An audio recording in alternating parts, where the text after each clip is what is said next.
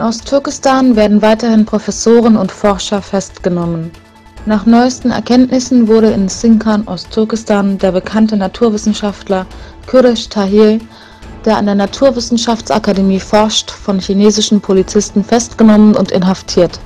Aus welchem Grund Kürdeş Tahir, der Sohn des bekannten Dichters Tahir Talib, festgehalten wird, wurde nicht mitgeteilt.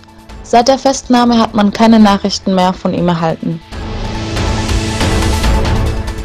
Der Außenminister des Vereinigten Königreichs Jeremy Hunt bestätigte die Richtigkeit der Berichte über Sammellager, die von Diplomaten, die Osttürkestan besuchten, erstellt wurden.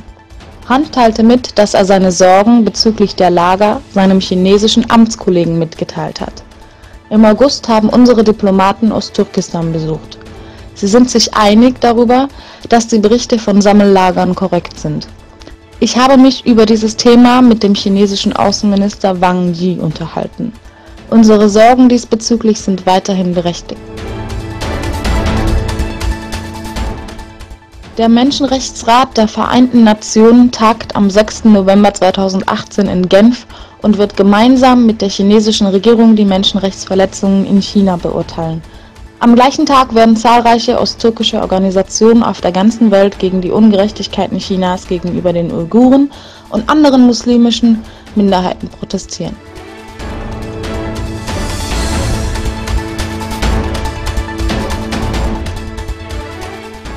Die Stadt Türkistan in Kasachstan zieht das Interesse von Touristen durch heilige und historische Orte wie das Mausoleum des geistigen Führers der türkischen Welt Ahmet Yesevi auf sich. Die Anzahl der Touristen stieg dieses Jahr auf 1 Million. Bis zum Jahr 2025 hat man das Ziel, die Zahl der Besucher auf 5 Millionen zu erhöhen. Historischen Quellen zufolge wurde die Stadt Türkistan im Süden Kasachstans im 4. Jahrhundert gegründet und war der Geburts- und Lebensort des Ahmet Yesevi.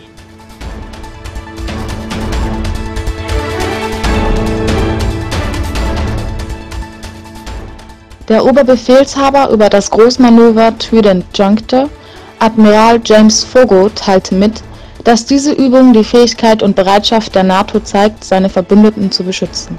Foggo teilte den Medien per Telefonkonferenz über die militärische Übung Trident Juncture, die vom 25. Oktober bis zum 7. November 2018 in Norwegen stattfindet, mit, dass wir bereit sind.